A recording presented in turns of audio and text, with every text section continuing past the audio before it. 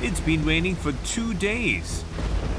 I've been told to come to Rifle Range Road because this is an area prone to flooding. I'm meeting a team from Singapore's National Water Agency.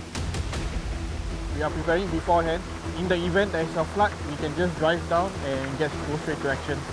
The rain seems to be heavy, but at which point can you tell whether it's going to flood or not? Well, flash floods usually just come out of nowhere.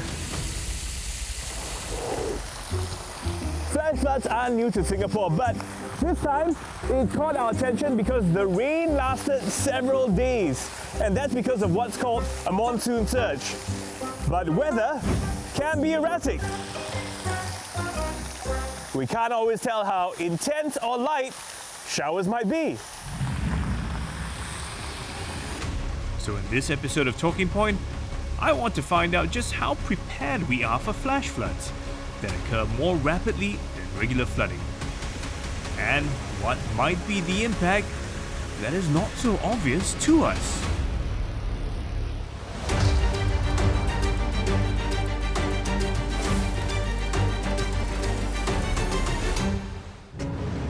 Think of a monsoon surge as bursts of cold air over the South China Sea. This causes dense rain clouds to form over our surrounding region. Singapore experiences annual monsoon surges, but this time, the surge on January 10th brought more rainfall over 2 days than Singapore usually gets in that entire month. It was described as one of the longer and more intense surge events in recent years. And for Wong Wing Fat, it meant a flooded shopfront. The water all coming up. You can't go down into the drain anymore. Yes. And this was what time of the day? Noon time. Then the water stayed for how long? Oh, stay for almost 1 hour plus. Quite bad. Did it affect your business? Yes, in this type of condition, nobody dare to walk over. And then my stock cannot totally push out. Oh, because this is all out in the water as well. Yes. I need the aider here to display my stock. Did it damage any of the stuff that you're selling? It will, because even the lower part of the stock also gonna affect. So in one afternoon, how much business will you lose? At least $1,000 loss. And it's the whole row of shops? Yes, the other side also. Oh, that means all the shops in the basement will get... Yes. Wong's store is located at the basement of a 52-year-old shopping centre in the eastern part of Singapore. This isn't the first time he's had to deal with the aftermath of a flash flood, which occurs more quickly compared to regular floods which can take days or weeks to develop. So Mr. Wong has little time to react each time it happens. Mr. Wong's store is within the 22 areas that have been identified as being prone to flash floods in Singapore. Between 2017 and 2023, a study identified a total of 108 reports of flash flooding. Most are over the eastern central and western central regions of Singapore with low terrain. Besides flooding, heavy rainfall could also lead to this.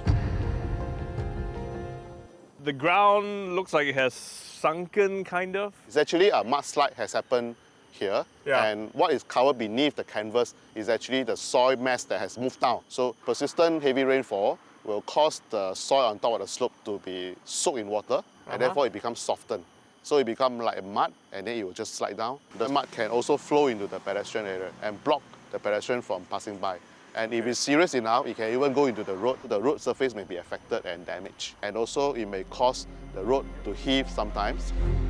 According to the National Parks Board, in the month of January alone this year, there were 8 cases of slope failures, like landslides and mudslides, due to the monsoon surge. Landslides are difficult to predict, but can possibly be prevented with better management of flash floods. This is Singapore's nerve centre for flood operations.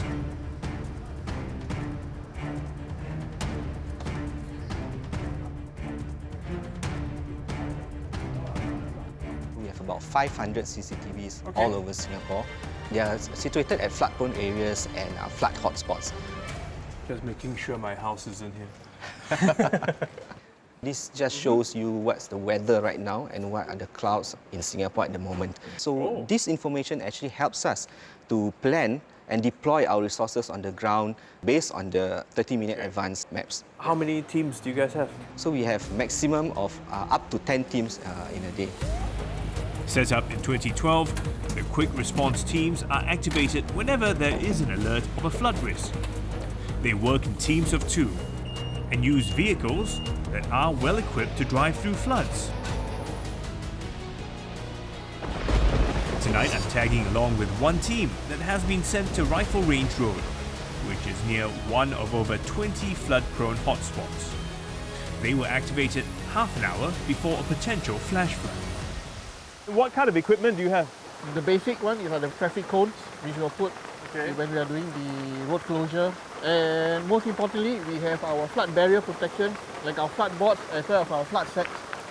During heavy rain, this come in really handy to help prevent any flooding. So it's raining now, but how do we know whether this is going to turn into a flood? So we have 15-minute updates via a few different places. One from our weather app where it will show you different rain clouds, where is it coming from, and the intensity of it as well.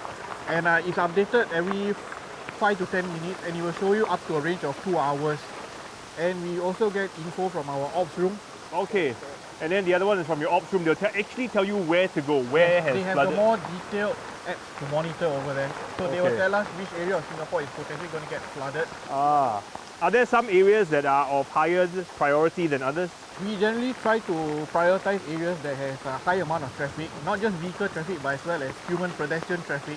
Usually central areas like CBD, Orchard and town areas, especially during the weekends, that's where a lot of public will be. But how do we know at which point to go in and to do something? We have water level sensors throughout all our different drains, so they know where the water level is rapidly rising. So whichever team is there beforehand, they will just go down and prepare to do the road closure. We don't want to take the risk of just assuming that everything is going to be okay.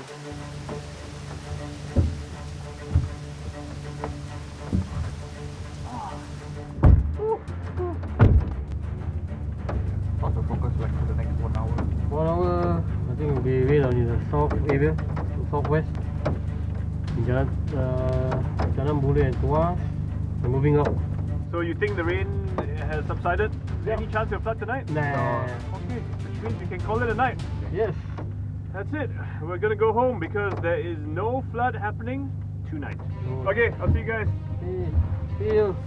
It was a relatively uneventful trip out, but authorities have predicted a second monsoon surge the following weekend. So it could still flood? Yes, possible. it is possible.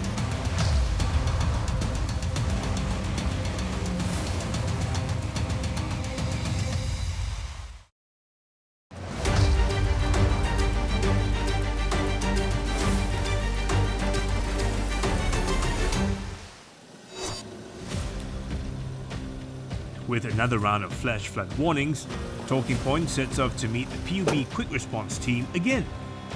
This time, it's to check that our drains can withstand the predicted heavy rainfall. So what are we looking for? So we're looking for any choke over here. At the same time, we can go down to take a look upstream and also downstream whether is there any structure issue like spanning concrete or damage on the side.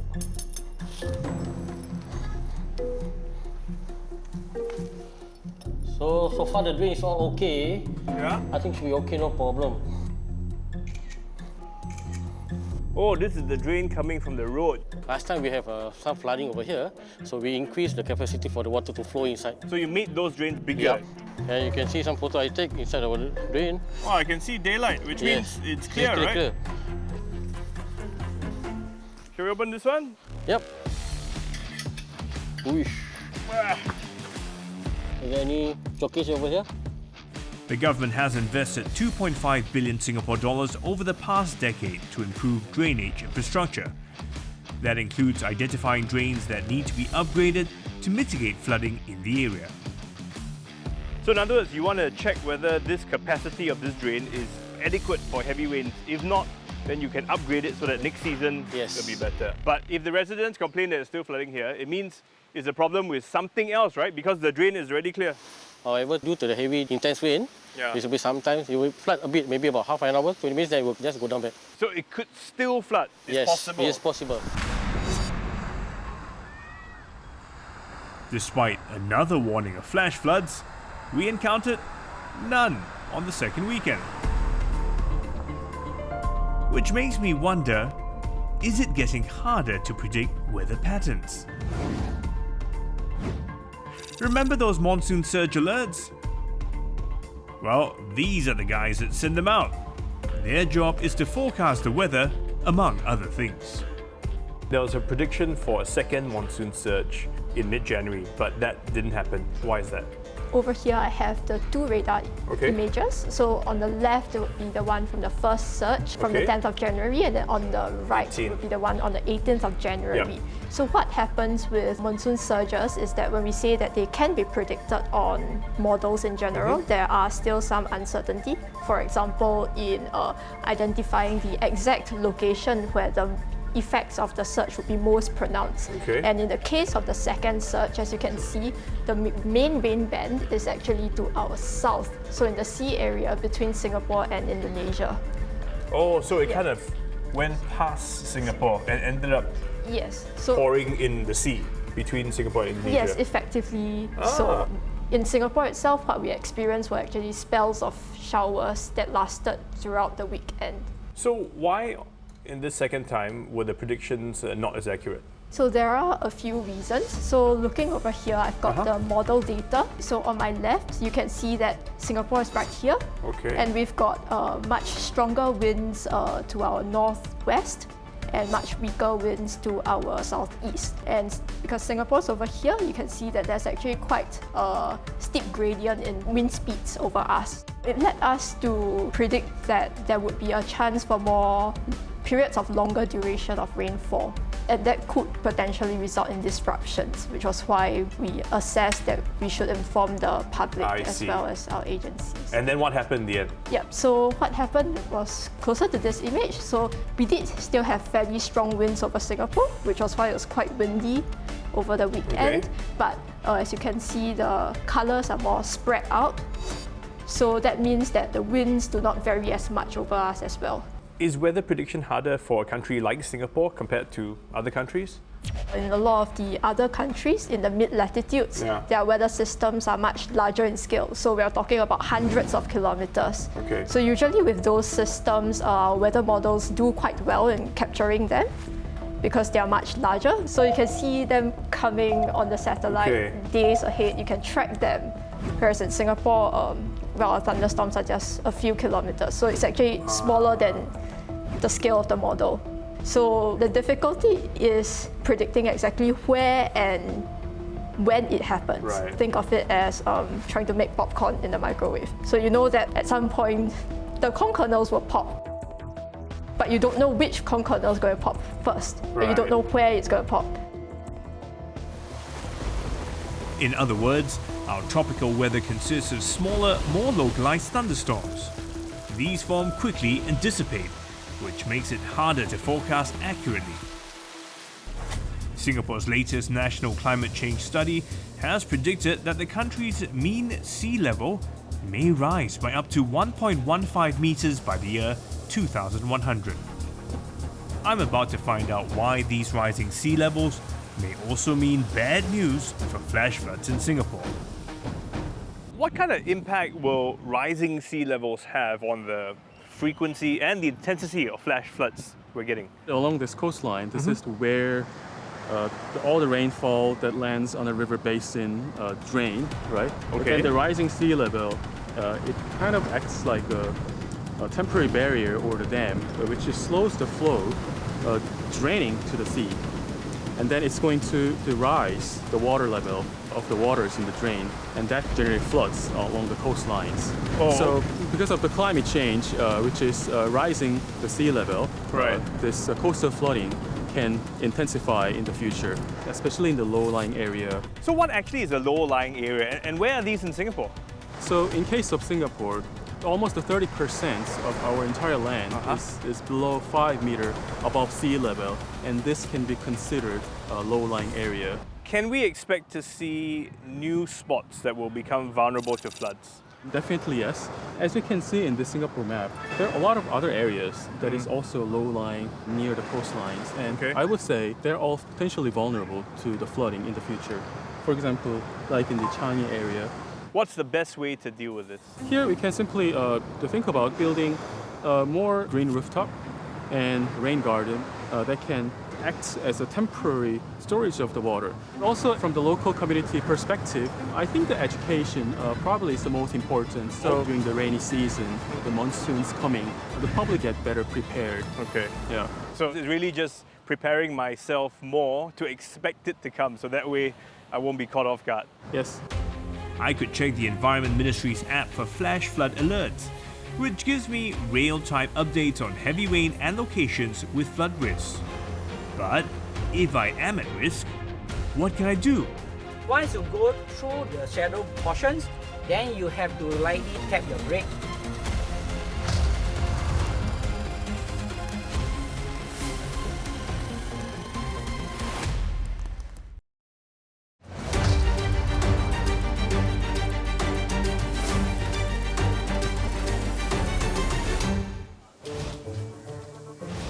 I'm meeting a supplier of all things flood resistant, whose clients include residential homes, national agencies, and commercial properties. So what do we have here? Well, we have a flood protection product that's for emergencies. This is a sandless sandbag. You don't need to get the bag, neither do you need to get the sand. Okay. Right, do you want to try? Yeah, sure. Go ahead. I just rip it open? Rip it open. Let's do one by Take one. out one. Yeah. Oh, it's just like that. It feels okay. There's some kind of something small, so something it's like in there, right? it's like a baby's diaper. Oh, yes, I see the concept. Yes. And if it gets wet, it just grows and it floats. So what you do is you massage it. Yeah, I can feel it starting to fill up.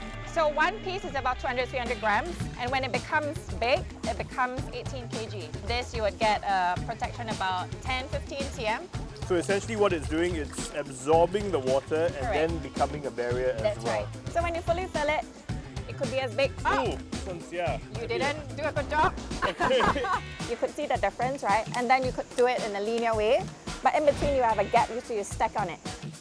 Right, Steve, so this is another of our system. This is a barrier that's already set up. Yeah. It's curved, it's for water diversion. So you divert water away from your premises. Right. All right, so what you'll do is you'll click and connect. I see, right. Okay, when I'm so not you can using store it, them. yeah. Essentially, I'm kind of just building a wall. Yep, so it's on the left in front.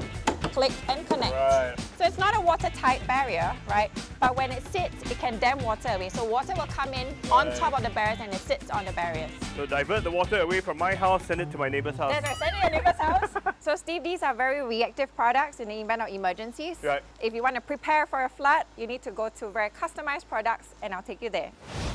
Well, Steve, this is our test tank in Singapore where we have a whole range of permanent systems that you can play with. So that's a glass wall barrier that you're seeing. It's normally for like parks, coastal highways where you want to look out, something more aesthetically pleasing. Okay.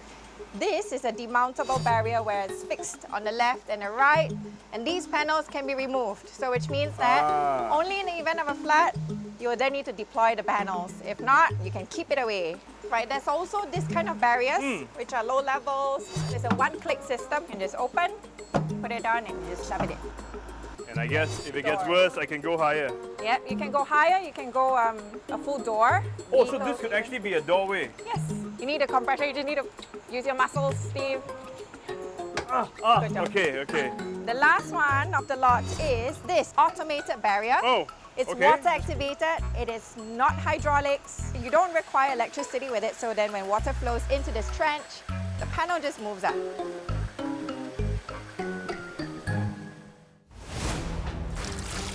Products like the sandbags and flood barriers can be used by residents or shopkeepers when a flood is predicted, while more permanent solutions like these barriers can be installed by owners of landed properties or condominiums. I now know what to do if I want to protect my home, but there have also been cases of cars being trapped in flash floods.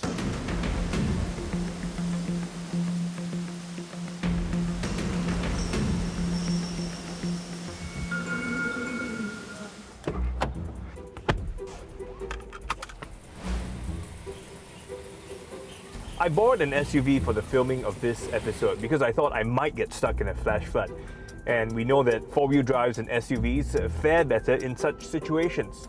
But as it turns out, I didn't get myself into any flash floods. But I'm picking up someone who's had to rescue drivers stuck in one.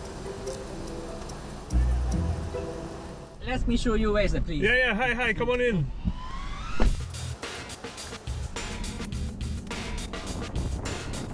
This is a spot where the Automobile Association's towing service has had to rescue vehicles stuck in a flood. This is a junction. During that downpour, the water raised quite fast, so some cars try to go in and then they got stalled. We suspect that when he drive halfway, then the engine stall. Because when the water too high, when you try to drive, there's a wave, so likely the wave go into the engine compartment and then you need an ignition system to ignite the spark. So in other words, water went into the engine, right? Yeah. How often do you have to tow cars just because they are stuck in these flash floods? During the raining season, the breakdown rate usually is about 15% higher than average.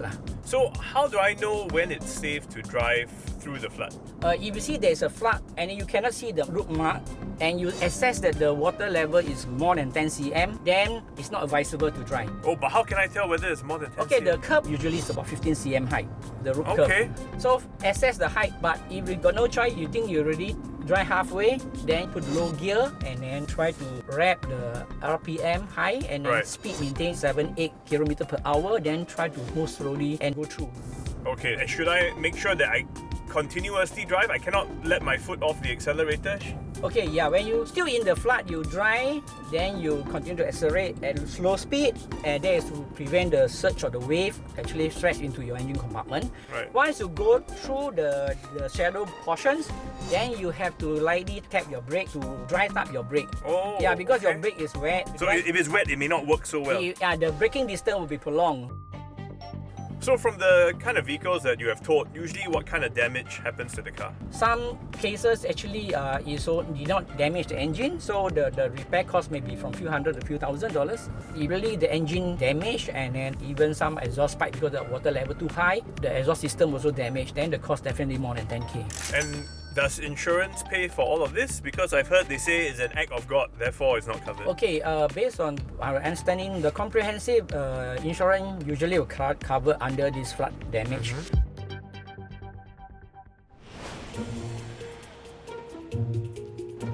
Okay. Well, the weather app says it's not going to rain today, but you know what? No harm being prepared, given the unpredictability of our weather.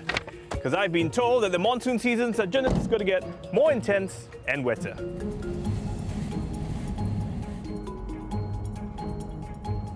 We can't prevent flash flood from happening, but we can contain the damage, like getting flood protection barriers for our homes or even where we work.